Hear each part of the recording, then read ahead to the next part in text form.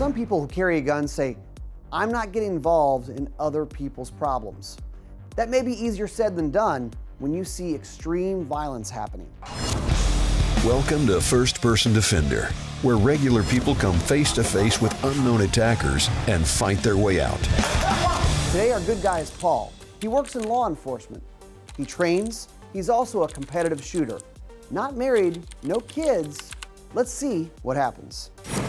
Ryan, we got a big scenario for a little fella. Well, Paul has been in law enforcement for a long time, and this scenario is one of those that probably a law enforcement guy might respond differently than a civilian. Do you think? Yeah, I have absolutely every reason to believe that if we put a regular civilian in this scenario, they would probably pass by and call 911.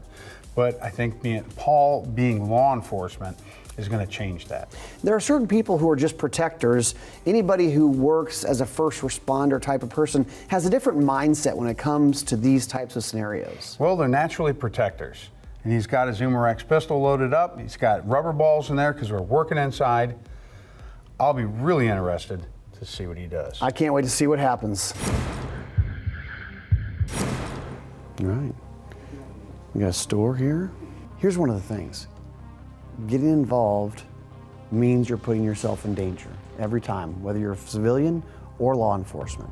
Danger's fine for me. Litigation, not so much. No, we can't. How many more years you got left to go? No! No! Where's my rent? No!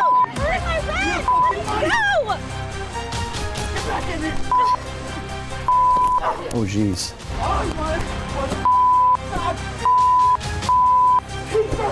What's going on? What's going on? Now we got some tag on the phone. He's about to die. All you gotta do is give him that t-shirt on the wall.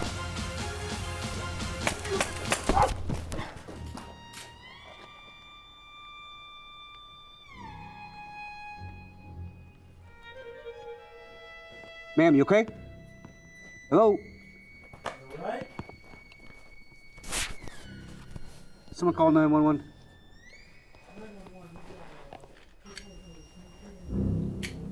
Index, index, index! All right, Paul, how you feeling?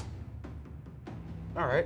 So walk me through what happened. You're out there on the sidewalk. We're out there, we're just discussing, just having a good conversation, and then hear a bunch of screaming, and then people running out, and I said, what's going on? And they're, someone's beating somebody, and I kind of look into the doorway and see a female being assaulted, and, so apparently he wasn't giving up, so just went ahead and took action. Did you give any verbal commands? If I gave verbal commands, he wasn't going to listen. I mean, when people are doing that, they're... I didn't think you did. I just didn't hear it. No. Okay. So, Your call. when deadly force is being taken, there's no more talking. It's just... Yeah. It was pretty violent. It was pretty obvious, right? Now, you stayed from you shot from outside. You didn't enter in through the room. Talk about that. I have a perfect picture. Why come in? Who's to say there's other people? When I came to the doorway, I made sure the room was clear and safe for me. Because if it's not safe for me, why even enter? Seemed like you kind of had your wits about you. You were checking everything. What were you thinking there? You checked her, you checked him. What were you doing? Well, she's a victim. I want to make sure. She's all right. Or, start first aid on her first. And then, if she's good or whatever, then go to the suspect and, at least try to render first aid to them as well. So. A lot of times in the show, civilians will walk up and they'll take the gun away, and we always tell them, don't do that. You don't need to do that. You're not police. Is that police instinct? I don't know. It's just, it's another threat. It's a tool. So get the threat away from them. So, I should have patted him down as well, made sure he didn't have a secondary. One thing that we found out is you did hit the victim with a shot. Oops. So, sights, trigger press, all that stuff still applies, I guess, right? That's right. What do you think you did well in this? Look back at it, I try to keep myself out of danger. Yep. So, try to keep myself safe. You're a guy who trains and has training. What do you think you could improve? Shot placement. Shot placement. Yeah. Well, you've trained with Chris before. What do you think he's going to say? What's he going to train you on? If I go back to the basics.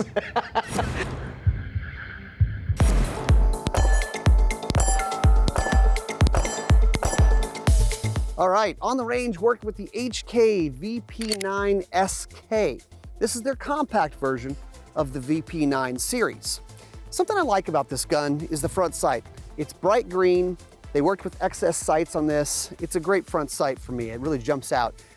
When I'm on the range, I'm always challenging myself to practice a hard front sight focus, a crisp focus, because when there's a bad guy down there, your eyes are going to want to focus on the threat downrange, and you have to train yourself and challenge yourself to have a good front sight focus to get those important hits when it matters most. Check it out, the HK VP9 SK.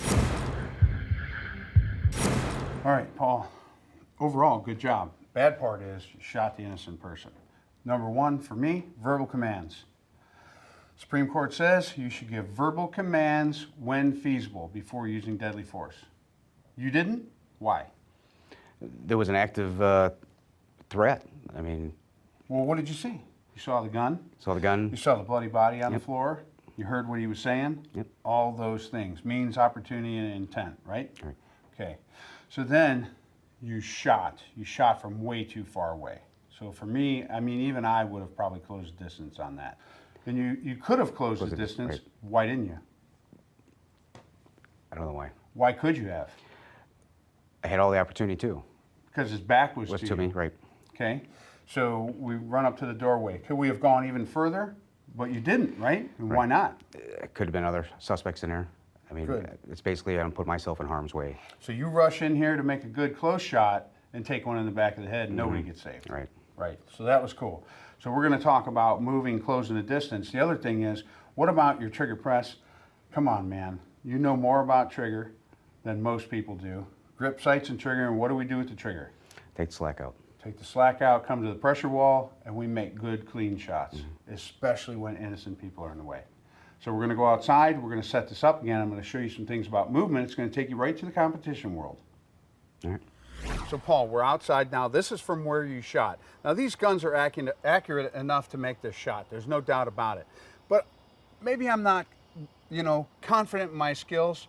So I'm going to do some competition stuff. I'm going to run quick up to that doorway. I'm going to put 2 hits on the bad guy right where I need him. Okay? So from here I'm thinking, oh no, I can't make that shot. Gun drops to here. Stay down! Quick peek in.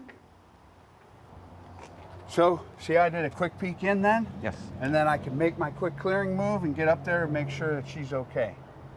So 2 good hits on him, very easy. I did not hit the innocent person because I closed the distance. This guy's got his back to me. So let's get you back here. Okay. And we're gonna do it with you. Okay, so you take your sight picture. You think, no, I'm not gonna do that. Bolt.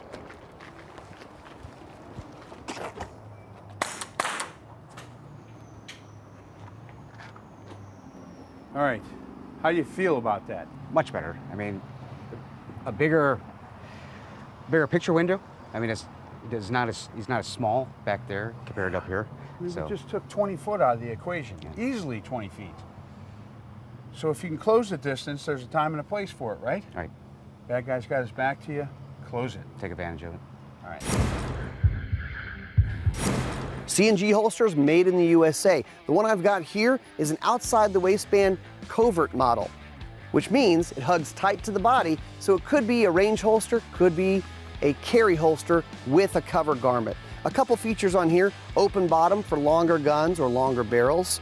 Also, a cutout for higher sights, which is a trend these days. Available in a lot of different models. Check them out, C&G holsters. Brought to you by Range Ready, preparing you to win the day, one shot at a time.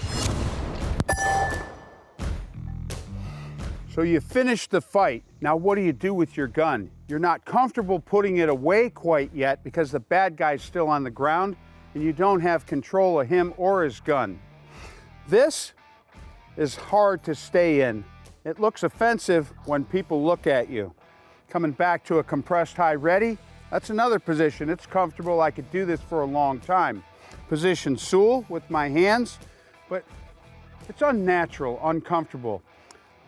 One of the people asked me, can I just hang my gun down to my side?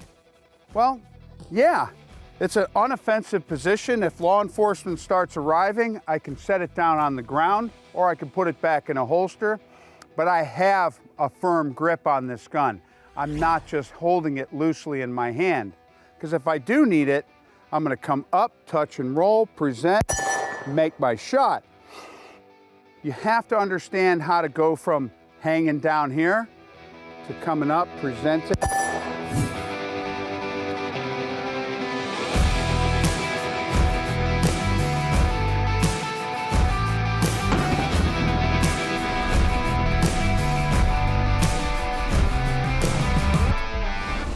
This is a fine place to keep your gun.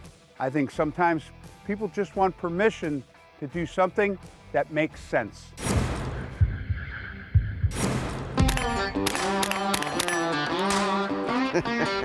You thought that was going to be louder, didn't you? All right, the HK 416 in 22 long rifle. Do you have an AR for home defense? Do you practice with it? I know 5.56 ammo can be pricey, especially when you're doing it 1,000 rounds at a time, but of course 22 can save the bank budget and get you a little bit more trigger time. So what I like about this is, I mean, it's an AR. It has the same controls. You can practice running the gun the same way as you would your typical AR, but save a lot of cash. And actually, it may be better practice because you're gonna have less recoil and you're not grooving bad habits, overcompensating for that. So check it out, the HK 416 in 22 LR. First Person Defender brought to you by HK, T4E, and C&G Holsters. All right, so here we go. Everything's going to look exactly like the same scenario. But is it the same scenario? It is not. Okay. There are going to be things he's going to have to be perceptive about. And if he thinks it's just the same scenario, he's going to make a bad choice. He's gonna have to make decisions. Yes. No, we don't. Can I get that one on the wall? No, we don't sell those. Why not? You had a chance to get some of the local food? Yeah. Yep. All right, well, I'll buy, go out for beer, and Give me the money. No. Give me money or break your bread. No, you're Give me hurting. the money now. No. what the shit's going on here?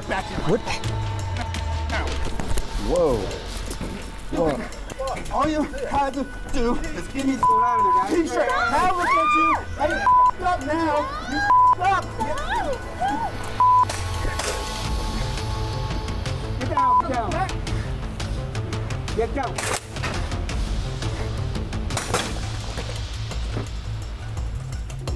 Ooh, he did put him down.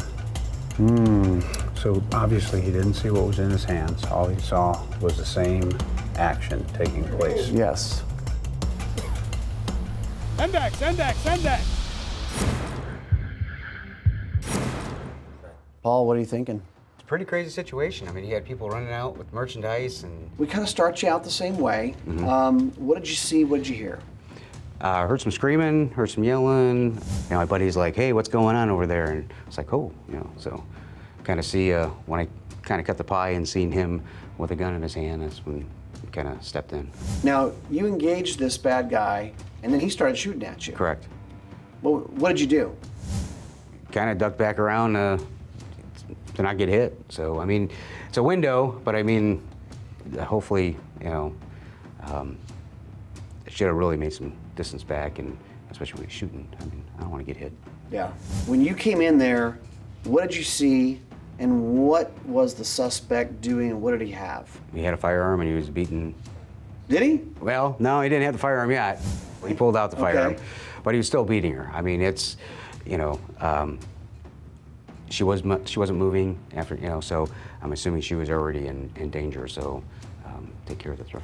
Let me ask you this: if you had issued verbal commands, because I know you and Chris talked about that, do you think you could have avoided a gunfight? Possibly, but he was pretty enraged. So, you know, I mean. What if I told you that he was told he had to follow the verbal commands? Then yeah. It's hard, but what do you think about the idea of just slowing down? Yeah, I mean, slow down and don't get in tunnel vision. Don't, you know, slow down, assess the situation, use verbal commands. If not, then you already have the firearm out. So if they don't work, then kind of go the use of force continuum and go up. Okay, Ryan, tough scenario. Very tough. We've got, no verbal commands would have been a good idea. Shooting and not missing also would have been a good idea. Yeah, I mean, it was a tough one. I mean, this was a violent scenario, and I had a hard time watching it. You see something like that, you feel like I have to get involved, and you feel like you have to solve the problem quickly. Right, and if you're gonna get involved, if you're gonna put yourself in that position, you've got to have your head on straight, you've got to have training. You got to make your shots count. This is one of those rare times for the civilian defender that you actually might want to get closer to the bad guy because he wasn't paying attention to him. Right, he can always put his gun away and go hands-on. If he gets too close, bad guy pulls out a gun, he's still got his gun out. Obviously he's seeing extreme violence happening to a female on the floor. Tough decision.